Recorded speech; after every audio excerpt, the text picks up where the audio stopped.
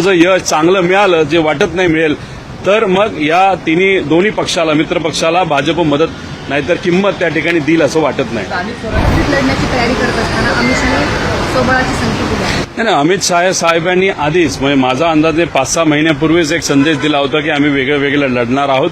आणि त्यानंतर काल सुद्धा अमित शहा साहेबांनी एक संदेश दिला असं जाणवते, अप्रत्यक्षपणे तो दिलेला आहे की आम्ही वेगळंच लढणार आहोत. तेव्हा शिंदे साहेबांनी सांगितले की आम्ही सुद्धा तयारी ठेवलेली आहे वेगळं लढायची. म्हणजे कुठं ना कुठंतरी शक्ती प्रदर्शन हे तिन्ही पक्षातून येणाऱ्या विधानसभा आणि लोकसभेला होईल असं कुठेतरी चिन्ह त्या ठिकाणी आपल्याला बघायला मिळतं. आणि त्यामुळेच कदाचित बऱ्याच ठिकाणी उमेदवार सुद्धा विविध पक्षाचे हे या तिन्ही पक्षांनी त्या ठिकाणी घ्यायला सुरुवात केलेली आहे.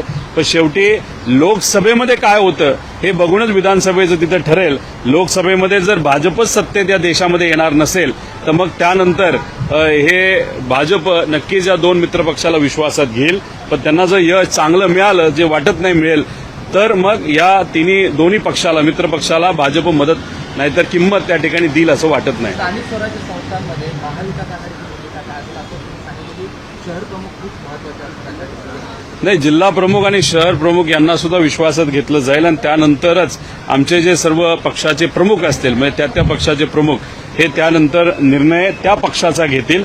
पण कुठलाही निर्णय घेण्याआधी मग आमच्या पक्षाचे प्रमुख इतर पक्षाच्या प्रमुखांबरोबर बसून जर एकत्रित लढायचं असेल तर काय टर्म्सवर लढायचं हे तिथे ठरवतील. आणि त्याच्यामध्ये जर असं ठरलं की नाही, लोकल बॉडी इलेक्शन हे त्या जिल्ह्याच्या प्रमुखापर्यंत निर्णय द्यावा, नाही तर त्या शहराच्या प्रमुखापर्यंत द्यावा, तर मग ते डिसेंट्रलाइज पद्धतीने होतील असं वाटतं.